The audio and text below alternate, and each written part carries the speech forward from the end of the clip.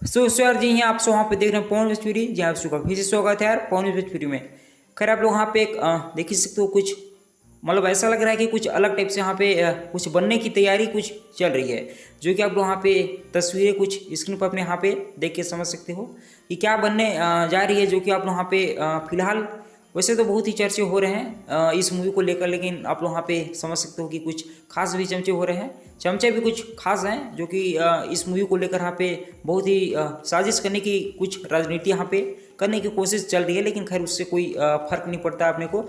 आप लोग यहाँ पे समझ ही सकते हो कि हर कोई पवन भैया के यहाँ पे पीछे कुछ मतलब सारे कुछ चमचे यहाँ पे लगे ही होते हैं, जो कि आप वहाँ फिलहाल समझ ही सकते हो। वैसे यहाँ पे शूटिंग तो बहुत ही बेहतरीन यहाँ पे चल रहा है, जो कि गजब का शूटिंग चल रहा है। आप वहाँ पे हो सकता है कि यहाँ पे केजीएफ टाइप से भी आप वहाँ पे इसका लुक देखने को मिल सकता है, जो कि अगला गाना आप सबको बहुत ही जल्द यहाँ पे आने वाला है। खैर वाला वीडियो कैसा लगा बताइएगा। आपसे सुनूंगा मैं किसी नेक्स्ट वीडियो में, नेक्स्ट वीडियो के साथ। तब तक के लिए bye bye, love you all, take care.